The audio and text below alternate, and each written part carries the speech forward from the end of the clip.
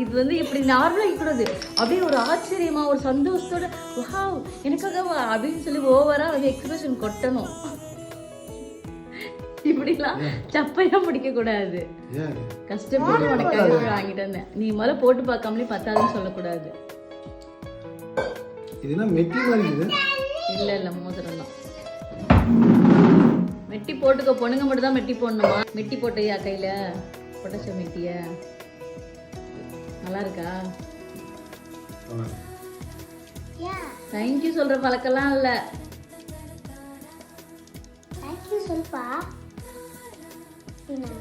ஓகேவா?